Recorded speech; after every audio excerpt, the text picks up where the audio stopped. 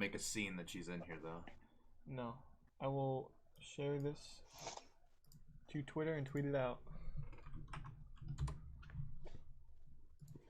We're live, guys. We're gonna start in a minute. As soon as we get this. Oh shit.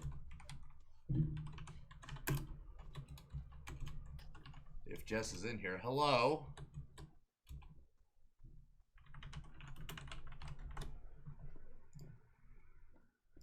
We have a Weasel viewer.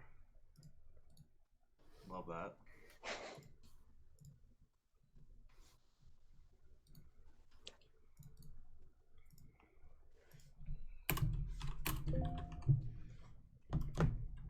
So Jake, how's school? It's alright.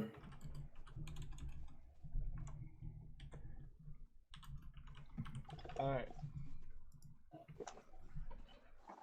We're good. We're gonna start recording so the podcast is actually filmed here. Yeah. Alright. Yankee King is in here. Hi, Yankee King. Can we get Bobby Booms in here? Oh, that's probably not a good thing. Alright, The Pope of Sports! And entertainment. Don't forget the entertainment. He just doesn't like us. I don't understand. Let's move on. Alright, as soon as I hit start recording, it's all you. Okay. You got the No, I don't know if she's in here or not. the recap pulled up? Oh, I can.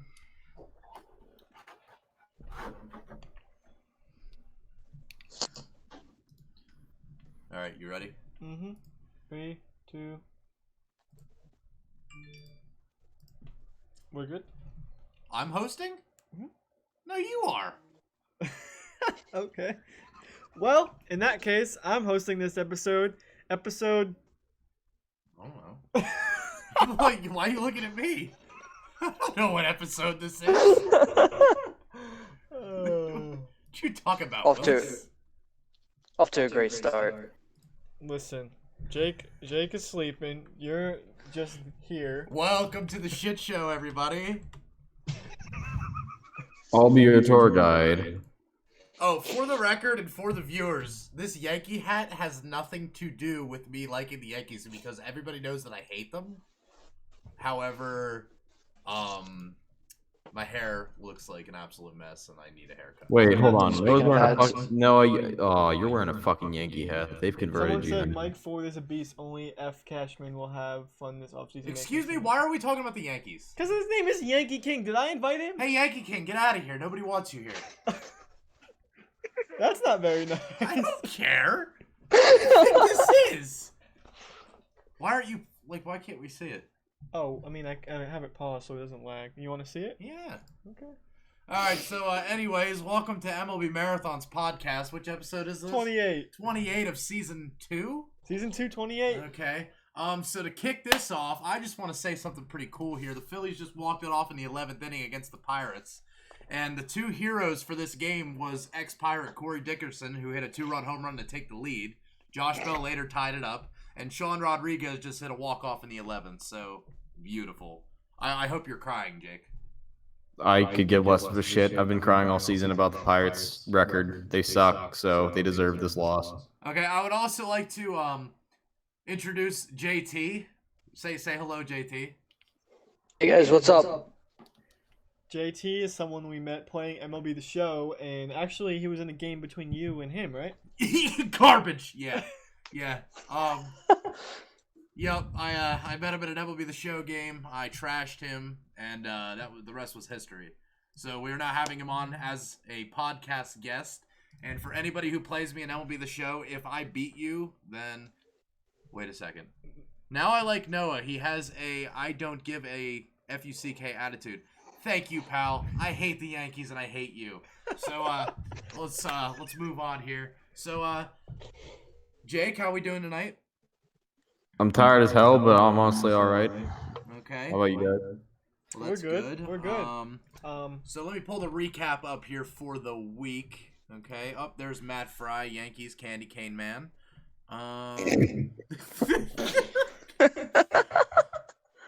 Okay, so Cleveland Indians, they're kind of sliding right now, aren't they? Not looking too good. They were looking really good there for a while, and they're kind of falling off the face of the earth, unlike my expectations. Corey Kluber shut down for another 2 weeks with an internal oblique strain. Huge loss for the Indians. That definitely hurts. When we seen the series between Minnesota and Cleveland, they were kind of like head to head, and like the gap was 1 or 2 games. We were so sure that it was Cleveland and that Minnesota was, but fading off, and now Minnesota's kind of running with it. And I feel like this is an answer though. They've won 7 of their last 10. Cleveland's kind of playing 500 baseball. They've lost 4 of their last 10, or won 4 of the last 10, 4 and 6. And they're now 3.5 back rather than having a lead. Oh, and I also, before we get too far into this, I would like to mention something else as well. This is the first time in MLB Marathon history that Matt and Noah, since starting MLB Marathon, have been doing a podcast live together. That's pretty crazy. Total sausage fest. We're going to sword fight after. This podcast is definitely going to be of the unordinary, for sure. Definitely unorthodox. No backbone to this. This is just like it's happening. We're going to talk about some JT, things. you have a delicious beard. I just want to let you know. Thank you. You're quite welcome. Thank you. So back to the Indians. Minnesota's kind of riding this hot streak, and they're taking advantage of the Indians, their losses. I mean, they lost Jose Ramirez for the foreseeable future, which is most likely going to be for the season, which is really going to hurt them as well because Ramirez was kind of riding that hot streak. Jake, let's dive in. What's your take on this? Do you think the tides are turning for good now? Yeah.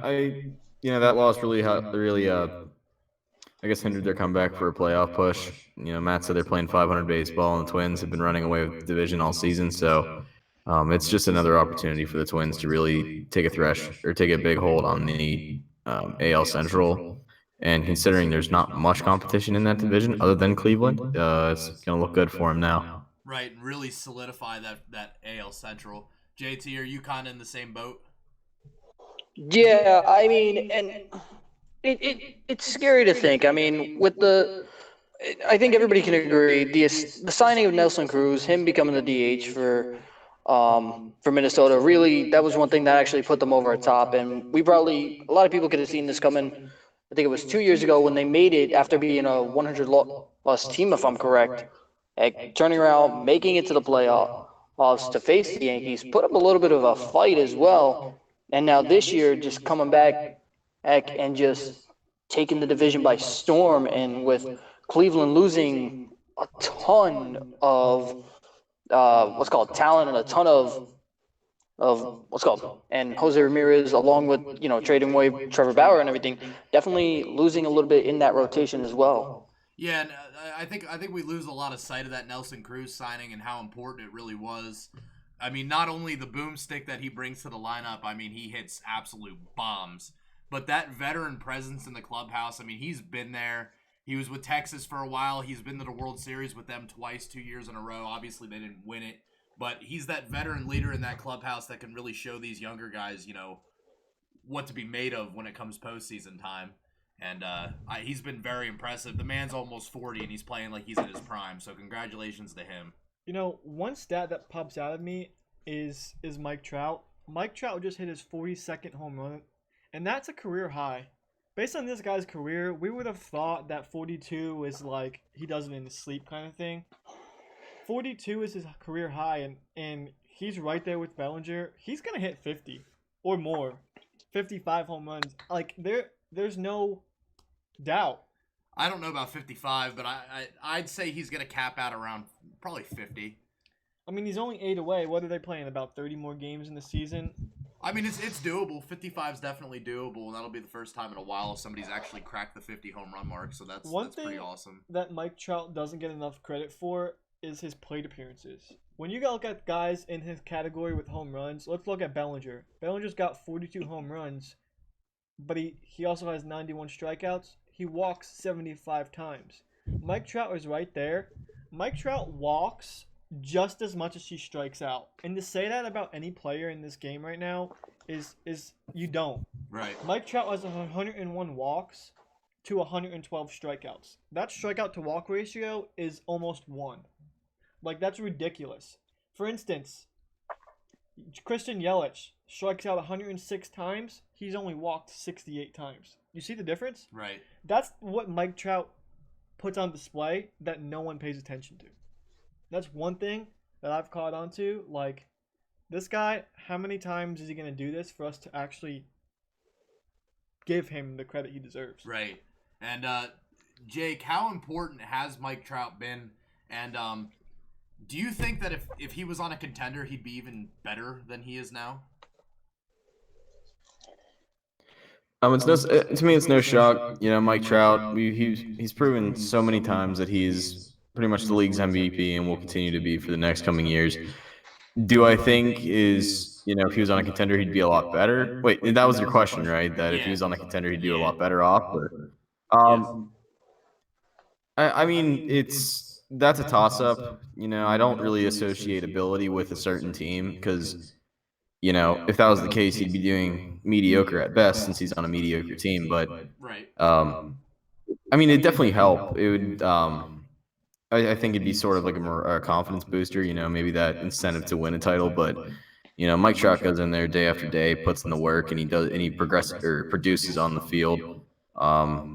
And, you know, the fact that he can put up, you know, career numbers with, you know, an organization such as the Angels, who aren't really recognized as contenders, to me, that just shows that I don't think he really looks for a contender. He's just out there to play for the love of the game rather than to win gold. So, right. And we definitely need more of that in the game. I think he should be a role model. And I mean, he was getting a lot of crap recently because he's not really marketable per se because he's quiet.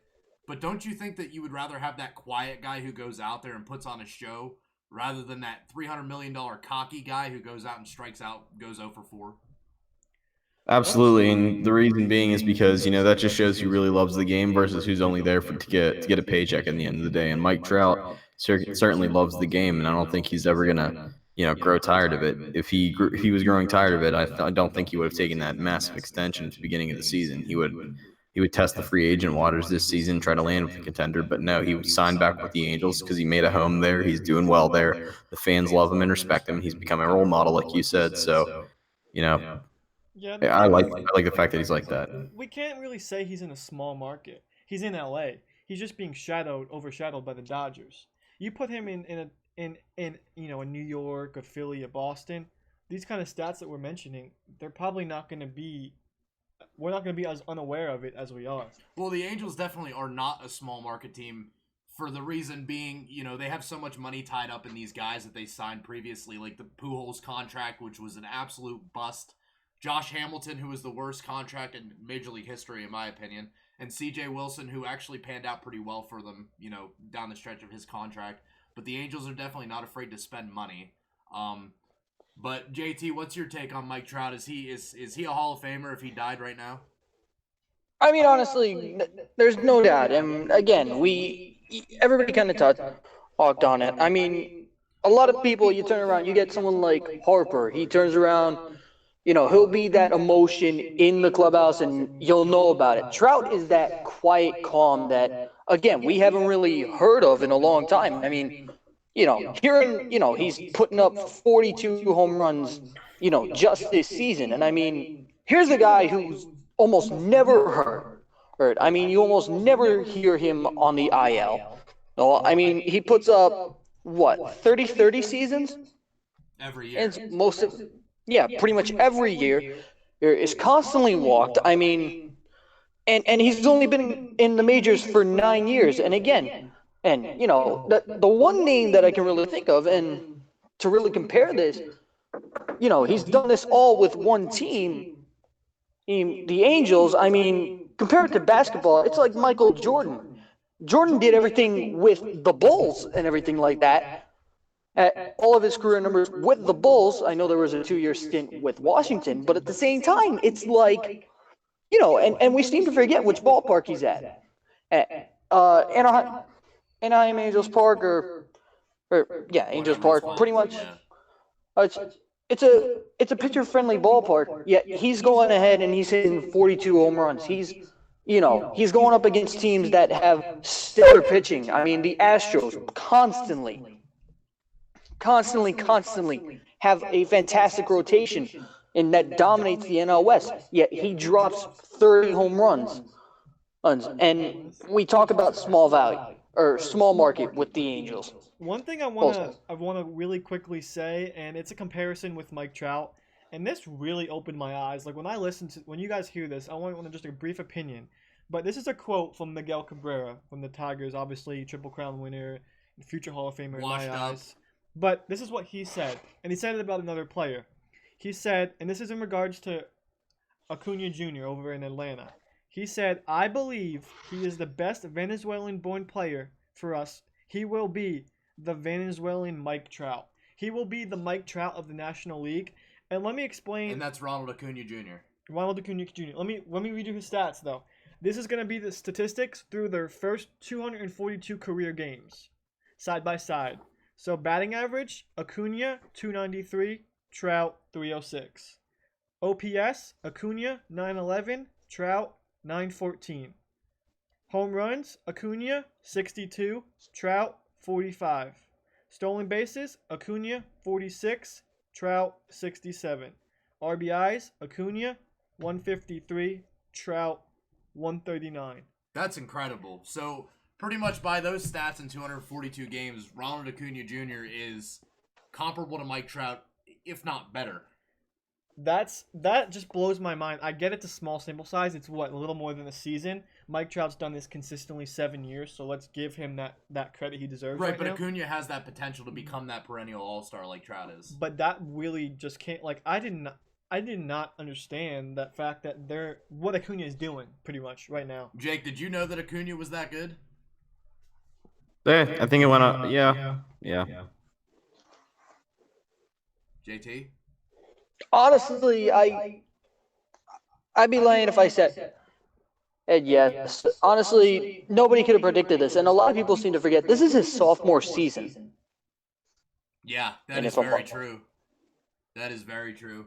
But I don't want to spend too much time on that. Staying in LA, but going to the other LA team, obviously the superior team, the Dodgers. I'm looking at my notes here. Clayton Kershaw passes Sandy Koufax for Dodgers wins with 166. So Clayton Kershaw is now the most winningest pitcher in Dodgers history. What's your take on that, Matt? My take on that is he's a Hall of Famer. He is the best pitcher the Dodgers have ever seen. It's statistically proven when it comes to wins. I think he's got a lot to prove still. And when I say that, I think it's the postseason. The Dodgers have been in the World Series twice. We've heard this over and over. When it comes down to it, when we think of Hall of Famers, not all the time are they in postseason. Not all the time do they have that experience. But Kershaw has gotten there. He's had those opportunities. When we think of crunch time, we think of the Verlanders. Give me some names that just contribute to their teams in the postseason. I mean, I think that's the extra step he needs to take, even if it's not a World Series ring, to have a shutdown game or a few games in a World Series, that puts him over the top. I don't think that's necessary for Kershaw, but I do think that people would use his name and respect it a lot more if he did win a World Series with the Dodgers. Jake, take on Kershaw. He's a stud. I mean, there's no doubt about that. He's one of the best pitchers to ever come out of baseball. He passes Sandy Koufax, and that's a big name on the list.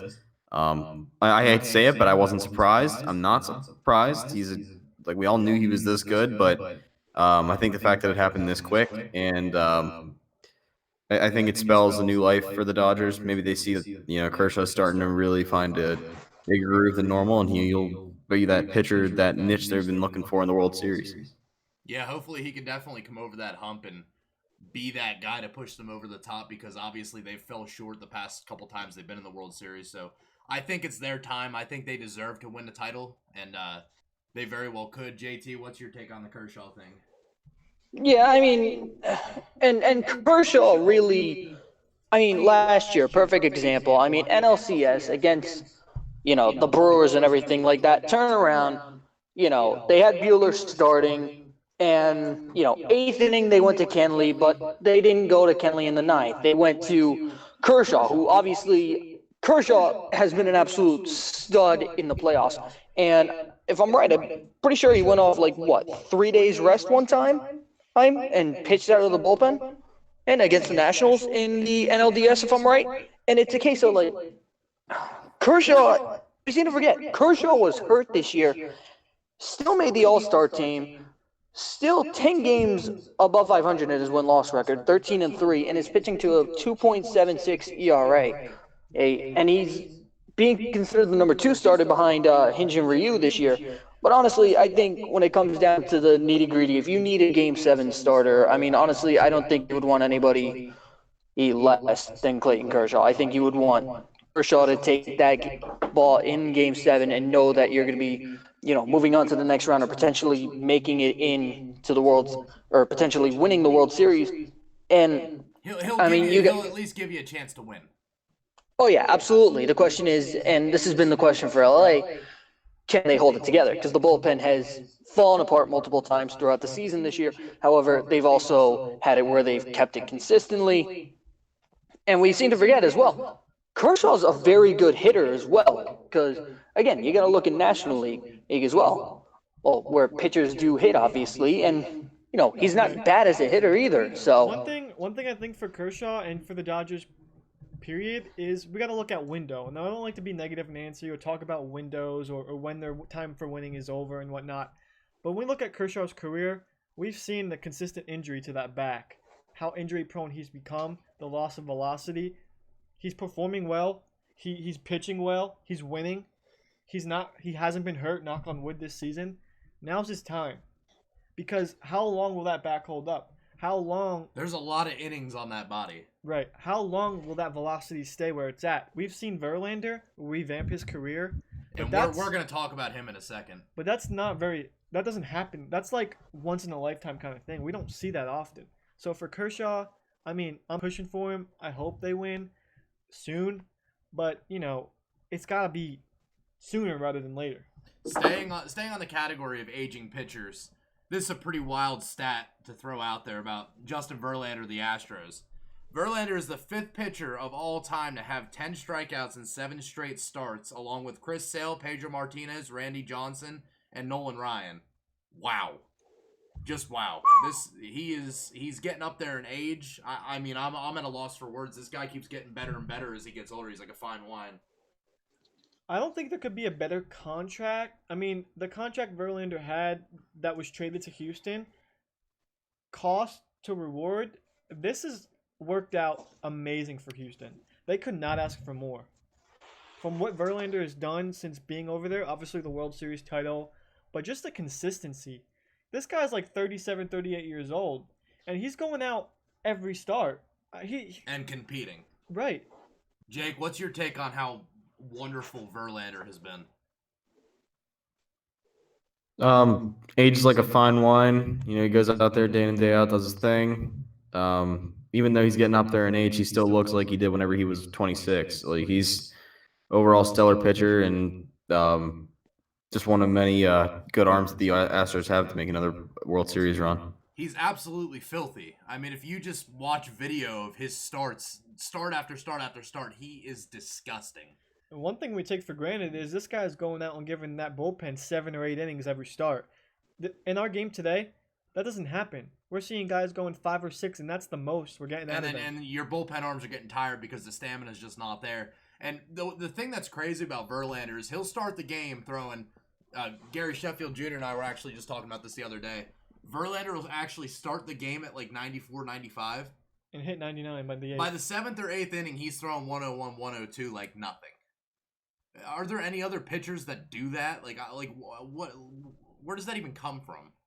I think it could just be the urge to compete, the adrenaline. We've seen him perform in the postseason, and that's the same situation. When it comes to crunch time, there's guys like Verlander and even Max Scherzer who goes out there with a broken nose and just competes. Right. That's the mentality these guys have, and that's why they're so successful for so long.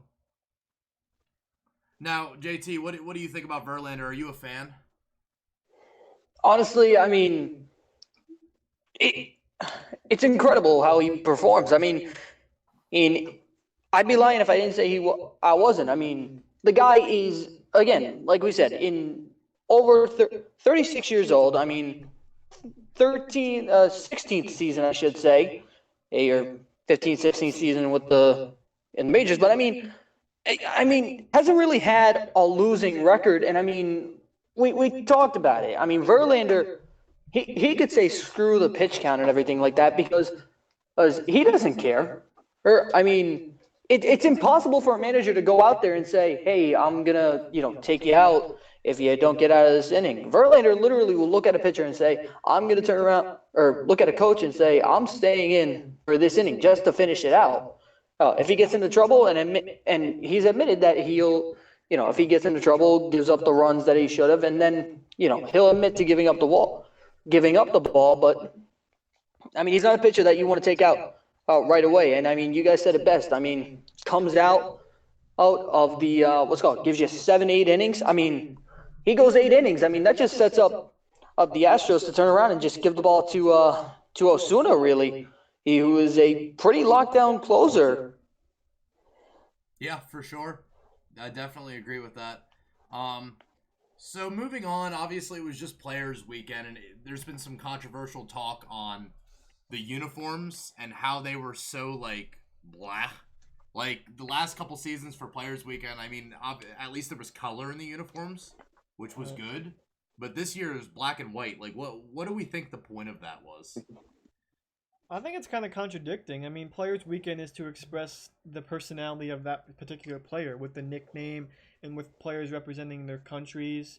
And we've seen players have, sharpening their cleats and using creativity. And like, for instance, Aaron Judge had every kid from the Little League World Series sign his cleat, and he used it.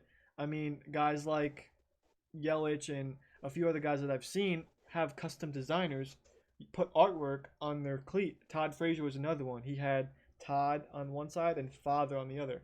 And then his other cleat had the handicap field that he's creating in Tom's River, where he's from.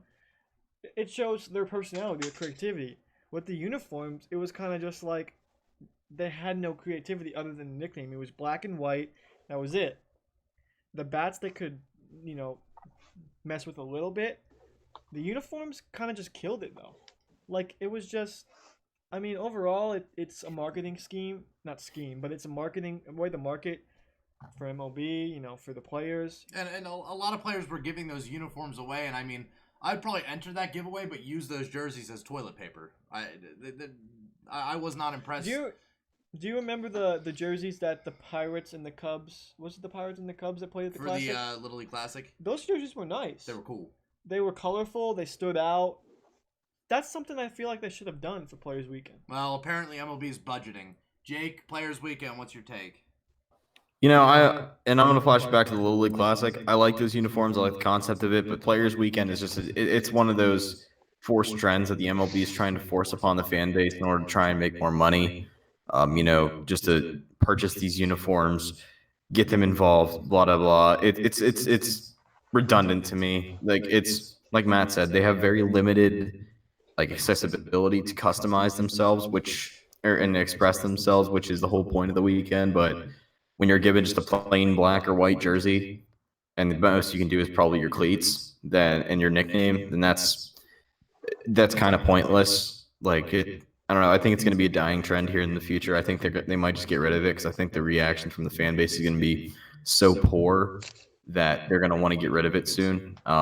Right, and if maybe they kept the trend of the Little League Classic, I could see it, maybe getting a little bit more love. But this year kind of really dropped the ball when they only had generic black and white jerseys or uniforms in general. It was kind of confusing also to watch games and stuff. I don't know. It was a big flop this year. Yeah, I can't even really understand what the thought process was when keeping those jerseys so generic. And truthfully, I'm not a fan of Players Weekend. I think it's unprofessional. I mean, you bring kind of the kid factor back in the game, which is cool. I like that. But at the same time, you got people with emojis on the back of their jerseys. I mean, I'm not a fan of that. Maybe I have old school thinking when it comes to baseball, but I don't want to see a guy coming up to the plate with emojis on the back of his jersey. Right. Nah, that just means they're catering to the fan base, and it just looks awful. Exactly. JT, what's your take? Same thing. I mean, and the thing is, Hey, it's not even the World Series. I mean, you go back to the I know this isn't much, but you go back to the London series between Boston and New York. I mean, they gave London fans a taste of like what both jerseys at least look like. I mean, honestly, if you even think about it, like even if you were to just do like the generic home jerseys with the names on the back, I feel like other than this weekend, that would have been and looking a lot more fantastic. Because I mean, you're seeing what the uniforms look like instead of just turning around and saying, "Oh, by the way, we're going to turn around. We're going to give you, the laughing face emoji with a white jersey. Is that okay with you?" And players are just like, "Yeah, that's fine. Do it for the kids and everything." And I get that. I think that's fantastic. Get the youth back into baseball and everything. And but at the same time, you also got to remember, you also got to reconnect with fans such as us, such as the older generations and everything. Because now, if you're or an older fan or something like that, and you see like I said, like the laughing emoji or the crying emoji, something like that on the back of a jersey, you're just like, all right, what is the point in creating these jerseys? If you're going to put an emoji on the back and not do anything else with it. I mean, If I can bounce personally, off, if I can bounce off of that real quick, it kind of drives home a point that September baseball and late August baseball is kind of a joke because yeah, it's a little bit of a Thank you. pennant race for I those that agree are in with that. contention, but you also got teams that are tanking, not really doing well, and like they make more of a joke out of this whole Players Weekend. It made sense when they did it with the Little League Classic on like that weekend. But to have the Little League Classic one weekend, skip an entire week, and then have another Players Weekend, like it's out there on its own. It's outdated, blah, vanilla. Like if it was more like if it was that weekend of the Little League Classic, I could understand it a little bit more. But the fact that they completely went away from that, it kind of I don't know, it makes it a joke. It makes baseball a joke in the late season, and like it got me more transitioned into anticipating football season just because it just showed me like, well, it looks like MLB's done trying. Yeah. yeah, and my fault for interrupting you guys, but to bounce off of that, I mean, I feel like if you were to do it at like the beginning of the season, and more towards like I mean, and we also seem to forget. I mean, literally, it's the end of August, and what can we expect in like literally, I think 2 weeks if I'm right. It's September call-ups. And it's like, teams are, looking at free agency. They're looking at prospects and everything. They're looking to they're looking to either retool, get ready for the playoffs, or rebuild, or just do some other fourth option. But at the beginning of the season, I feel like this would be a lot more better to do with Players Weekend and the jerseys because, it's a fresh season. Everybody's just starting and everything like that. And it's done. And not to sound pushy or anything, but it's done and over with. You know what I'm saying? And it's not, it's not, okay, we got a month left of playoff baseball. Also, we're gonna go ahead and just give you some random jerseys and just do a players weekend. Do I think it's fantastic to do a players weekend? Absolutely, but I don't think you do it the last month of the season. Sorry to cut you off. I already think there is a players weekend. If you ask me, that's the All-Star break. Yeah, Spotlight, absolutely. the spotlight's That's on the true. players. The All-Star game, there's a red carpet show, there's a home run derby, there's a celebrity All-Star game. That's the players weekend. Yeah. That's the time where the players are on red carpets and those that played well in the first half and those that have stood out. And that's where stand you're out. going to connect with your fans and with your players. I mean, Right. that's it's a the great same point. thing. It's the same thing. Jake said it. It's kind of just a way to sell jerseys and a way to push, to me, it looks like a Twitter feed. You mentioned it with the emojis on the back of their jerseys and just, I mean, It's stupid. yeah. And Hunter Pence, I mean, I love Hunter Pence, great baseball player. I admire him. His jersey, on the back of it, he had like a bunch of dashes and slashes and stuff to make like a smiley face with his hands out. I mean, come on. I understand. Yeah, let the kids play. Let's act like some children for a couple games. But at the same token, you're in a pennant race. Like let's put this stuff aside and we can connect with the fans by winning ball games. So, also to kind of bounce off of that Players Weekend, every team had so much fun with it. But the Baltimore Orioles should be absolutely ashamed of themselves. The front office, the players, every aspect of that. Camden Yards should be shut down and turned into a shelter for battered women because the Orioles don't beat anyone. But, anyways, did you understand that joke? Yeah. The thing is, No. You cut me off. Go ahead. Okay. Before you hold your thought, the reason I'm bringing up the Orioles is for this reason. So the Orioles have given up their record 259th home run, breaking the record of the 2016 Cincinnati Reds. So let that sink in, and let's put that in perspective for really how bad this team is. What were you going to say? I think this team averages about 5 homers a game. And that's not even underestimating. I mean, I could look up the stat and get back to you on that. But I'm thinking they're averaging 3 to 5 homers a game. Baltimore? Or more. What? Look it up. I'm not even kidding. But what I was saying is, speaking of Baltimore, it feels like, and Jake said it about the Pirates too, it almost feels like they're just tanking the season away. There's no competitive, there's nothing to play for. And that's the kind of feeling I don't want in this sport. We've seen it in basketball, we've seen it in football, where they're just tanking to get that draft pick, or just trying.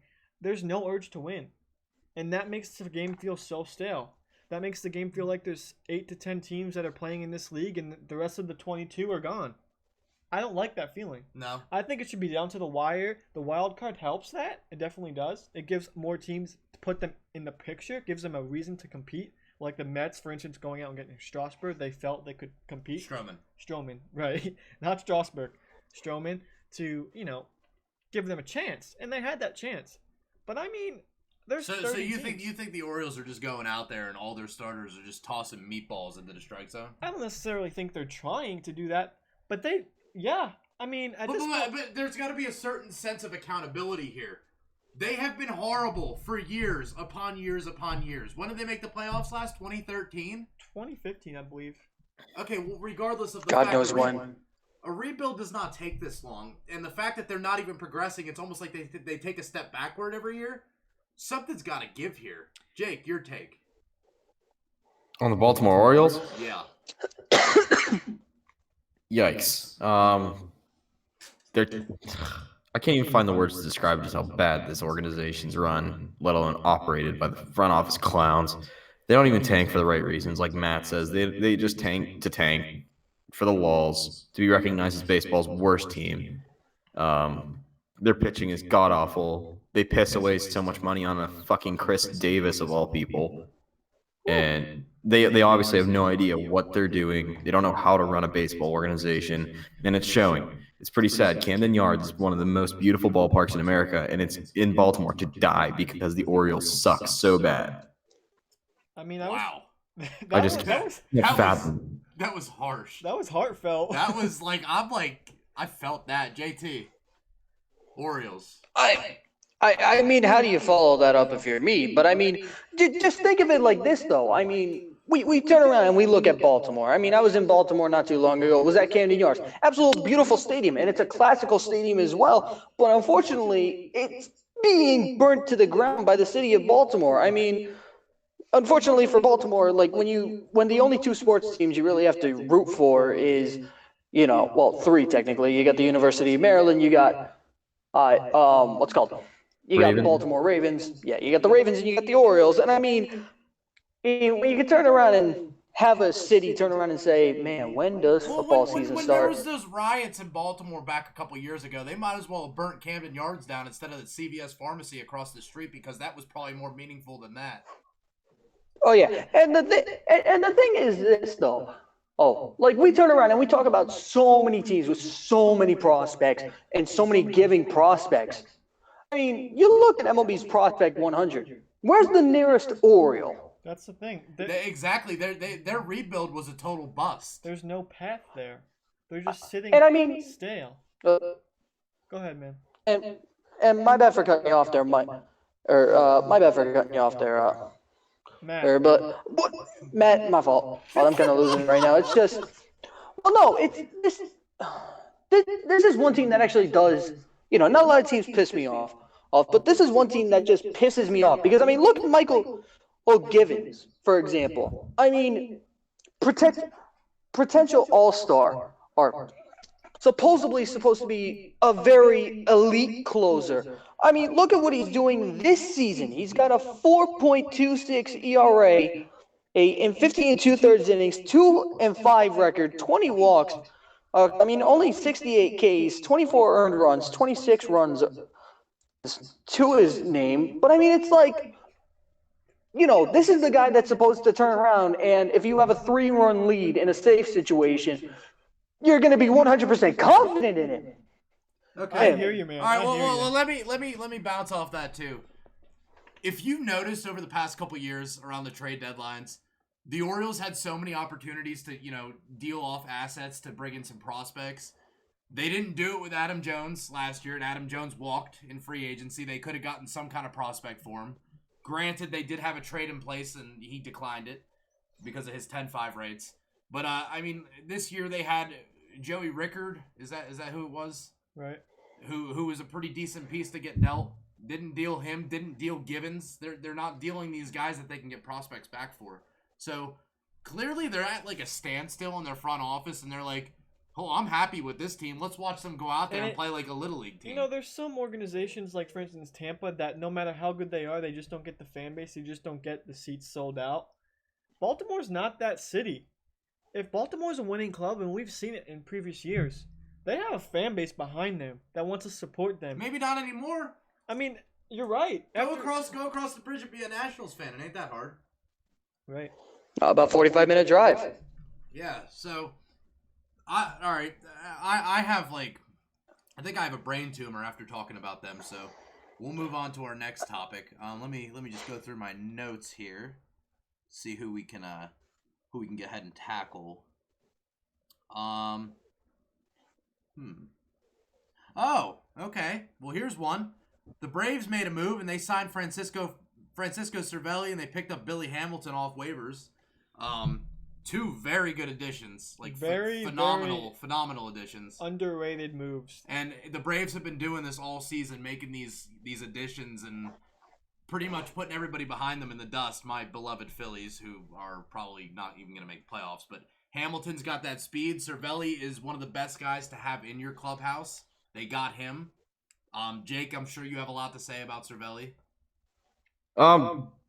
Good luck with him being on pissing away money while he's on the injured list most of the year. That's what he pretty much did in Pittsburgh for the past few years. So good luck, Braves. The guy has always been a very good backup catcher. That's what he is. That's what his career is. We can't expect him. Not in Pittsburgh. In most teams, he's been the backup. He was their all-star. He was their starter. Jake, am I wrong? He wasn't an all-star, but he was our starter. But I feel like that's going to be his role in Atlanta, absolutely. And that's the role he's been playing. He'll be platoon with Brian McCann. That's the role he's fit for, if you ask me. And I wouldn't be surprised if he does something significant for the Braves down the stretch. Maybe from his living room, but... Is he hurt right now? Yeah, he's on the 60-day IL. Okay. But, that's not the Cervelli? same. Yeah, Cervelli. Isn't he? No, Cervelli's back in action. Cervelli was in the lineup, I think, today. Really? Yeah, he's been in the lineup past few days. No. Okay. Well, I don't know why the Pirates dumped him then if he was actually playing. Because he gets hurt all the time. Yeah, well, fine. Who do they have to replace him? Who's better than him? Diaz. No one's better than him, but they got young stars that they want to develop because it's the Pirates. They believe in young talent. They think that's the only way they're going to get to the playoffs. Well, every team has a different avenue as long as it works. And let's not forget about Billy Hamilton, another addition by the Braves. The dude's fast. I think he's just Pinch runner. Maybe defensive replacement here and there. But he is going to be the Terrence Gore of that team, like how Terrence Gore was for the Kansas City Royals when they won the World Series. Gore went to the Yankees too, specifically for pinch running. He was signed similar to how Billy Hamilton is. Gore is a Yankee. And he went to the Yankees and became the best center fielder of all time, right? You can't say these things over the mic. Now you're right here. All right, JT, what do you think about these two signings? They significant or are they kind of just no big deal? One is a no big deal. One is significant. Because Billy Hamilton, we seem to forget. He was with the we don't forget. How could you forget Billy Hamilton? With the Reds his very first year, and what does he do? Makes the playoffs, and what does he do? I think he steals handful of bases in his very first playoff game, and that's what Cincinnati did. They didn't make him an everyday starter. I mean, that's not what Billy Hamilton is. I mean, Kansas City, they tried to make him an everyday starter. Billy Hamilton is just a pinch runner, and that's nothing against Billy Hamilton. I think, you need him to lay a bunt. You need, my fault. You need him to lay a bunt down. He's going to lay a bunt down, and he'll beat it out 9 times out of 10 with the defense in bunt formation. I mean, and then Cervelli, I mean, I feel like is more. Cervelli's more of a defensive catcher than he is offensively. I mean, his time with New York, that was obvious. Is even somewhat in Pittsburgh. I mean, he's batting .211 and with only 1 home run this season. And I mean, again, and injured most of the season, absolutely. Well, maybe he can make a trip to the biogenesis clinic again and get healthy. Who knows? But I mean, is it a brief stint? Absolutely. I mean, McCann, obviously, we all know McCann is like what, 105? He's putting up some pretty good numbers in Atlanta. So. Oh yeah, don't get me wrong. Back in Atlanta, doing what McCann used to do in Atlanta, similar to. But I mean, Cervelli's probably just there until McCann gets off the IL, and then pretty much, this is going to be perfect around the playoff time because say McCann gets on base with a double or something, insert Hamilton, and say they're facing St. Louis in a game, and Hamilton comes in, pinch runs for McCann, and Hamilton scores. Or game's tied up. Obviously, you're not going to toss Billy Hamilton behind the plate, so you bring in Cervelli as the defensive replacement, and then just get to the next inning, and then hope that your next bats are like Acuna, Freeman, and Donaldson, and coming up to the bat, and honestly just hoping everything can play out for you in the long run. And really, I hear you, man. I hear you. Before we continue and go on to our hot takes, we have a final score in Kansas City between the Athletics and Royals. 19-4 final. Athletics with 22 hits. Wow. That was a doozy. This is a team that is not very far off from the Orioles. Marcus Semien with 7 RBIs. I mean, I know it's the Royals, but Homer Bailey has been a great signing for Oakland. He pitched well against the Yankees. I want to see his last 7 starts real quick. Last 7 games, 4-2. Oh, his ERA is not very good. Oh my God, it's not very good at all. 5.92. But he fits in Oakland. He fits in that big ballpark. He is ugly. Oh my God. Wow. All right, well, let's not spend too much time on this. That kind of popped out at me on the ticker. But hot takes for this week. What do you got, Jake? Come back to me. All right, JT, hot take. Just a bold. Yeah, come back to me as well. Okay, Matt, hot take. All right, I'll give you one. I'll give you a shitty hot take to start off, get things fired up.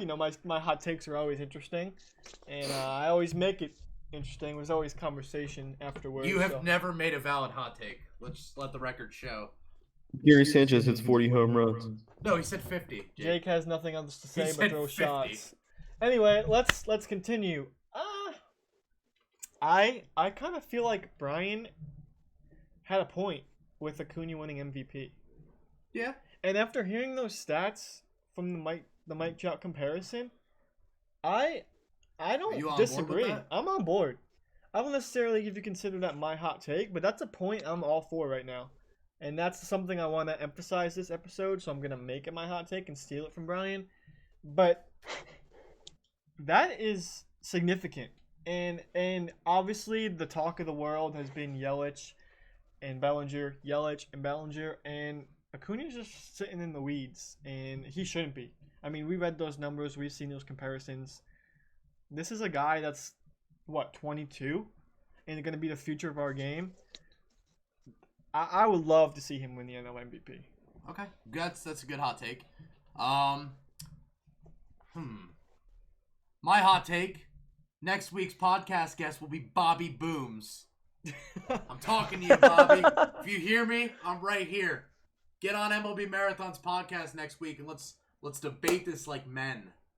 We only want a baseball conversation. Oh, Bobby Booms doesn't like us. I understand. On a serious note, as far as hot takes go, the race has been pretty stagnant. St. Louis seems to be kind of running away with that Central Division, which is a shock to me. They're on a 5-game winning streak, 8-2 in their last 10. As far as hot takes go, I mean, there's really no hot takes for me to make other than predictions, which probably will end up happening. Tampa Bay and Oakland, look, they seem to have solidified. Well, no, Cleveland and Oakland and Tampa Bay. Wow. It's getting tight. Oakland and Tampa Bay are currently tied for the second wild card spot, and Cleveland only has a half of game on the wild card. So there's pretty much a 3-team tie. What if there's a 3-way tie? What happens? They end up being dropped out into the middle of the field and they fight to the death. Well, like, you can't even play a game 163 because there's 3 teams, and 3 teams can't play a game where there's a winner one side. I don't know. They play rock, paper, scissors? I don't know. How does that work? I don't think it's ever happened. Let's see it happen. Hot take. It's going to happen. I bet you Rob Manfred is going to be like, what do we do, guys? Draw straws? Tug of war. I think it would have to go to regular season records if I'm right. No? I don't know. Or it would have to go against head-to-head matchups, like how this team's done against the other and who's got the better record. Bobby Booms, I mean, JT, your hot take? I mean, I honestly, I guess I would have to honestly say that right now I would have to say honestly for the for the number 1 spot in the in the American League for home field advantage. I mean, National League, it's pretty locked up. It's most likely, I mean, we can almost guarantee it's going to be Los Angeles. I mean, 6 games up on Atlanta. I mean, is there a say that it could happen? And potentially, but I mean, right now it's 85-47 for both Houston and New York. Or dropping it in. I mean, who knows? It could be I mean, Minnesota isn't even that far behind either. I mean, 79-51 as well. But really, it's going to come down to, I think, for the schedule for both teams. Games. So who do you think wins? Who do you think wins? You got a hot take, JT? Honestly, it's this late. I think it's late in the season and everything like that. And honestly, right now it's more predictions than anything. I gotta go ahead. I'm gonna say New York. We put you on the spot, but if you had to take a guess, if you had to say this is the team I see winning it for the long haul, who wins the American League? For the best. Honestly, I gotta go with Houston on that one. Actually, I was gonna say. The Yankees are the worst franchise in MLB history, and Derek Jeter never even played Major League Baseball. Oh, sorry, God, my inner Bobby Booms came out. Anyways, Jake, your hot take. I'm going to say that the Baltimore Orioles finished the season with a run differential of a negative 300 or over. They're at negative 250 as I checked right now on ESPN, so I think they're going to be that bad. Jess Miller, someone in our chat, just gave a hot take. Can we read it? Everyone should look out for Tommy Pham as the competition between the 3 teams becomes... What the Huh? Tommy Pham. He plays for the Rays. She's right. That could be a heated competition. What are you talking about? She just throw a name out there? I don't know. We're just gonna disregard that comment. We have some trolls in the chat right now. I think there's some weasels from down the street. But anyways, I think that about wraps it up for us. Jake, your hot take was actually fantastic, and if that were to happen, the Orioles should probably jump off a bridge or something. I mean, a negative 300 run differential. I mean, wow. But anyways, JT, we appreciate you joining us, and from everybody at MLB Marathon, it'll be an interesting race. Thank you. God bless you. You're all beautiful. Psych, you're all ugly. Go Phillies. And screw the Yankees. The hat, dude. Go. End this thing.